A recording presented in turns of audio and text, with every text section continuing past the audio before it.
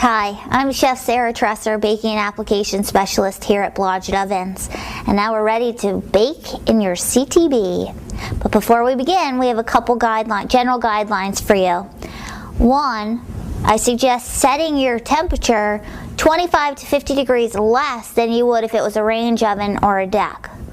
Also, you would want to preheat 25 to 50 degrees above your desired set temperature, so that way you can compensate for opening the door and loading in cold products.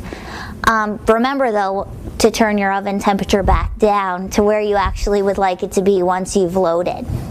For all you new convection oven users, your cook times are going to vary a little bit based on your load size. So I would start checking your product about halfway through your bake time. And then last but not least, your fans must run for your oven to be heating. Now we're ready to cook some products. I have here some frozen French fries, some roasted, well, they will be roasted. It's just Idaho potatoes tossed with olive oil, salt, and pepper, and then a frozen macaroni and cheese.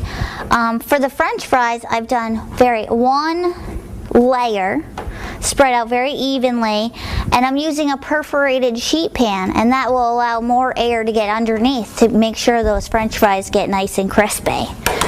With the roasted potatoes, I just put them right on a regular half sheet pan. And then the frozen macaroni cheese, we're going to start with the lid on and end up taking the lid off so that way it starts to brown.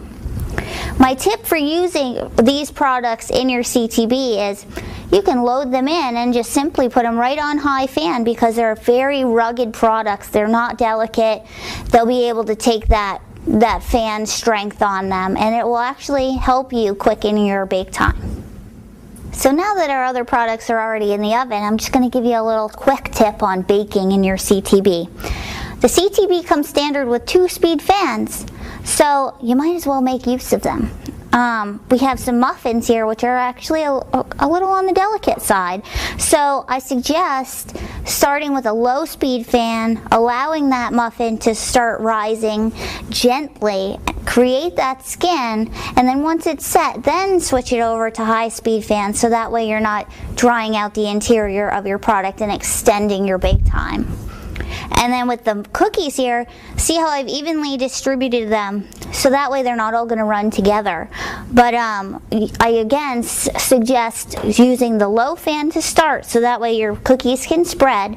And then once you have them spread to the desired amount, then you would just simply switch it over to high speed fan, and that way you won't extend your bake time and dry out your cookies as well. So now all of our products have come out of the oven. I just want to do a quick little recap for you to show you how nice things came out. We have our sugar cookies here, which are nice and evenly spread with a nice golden color.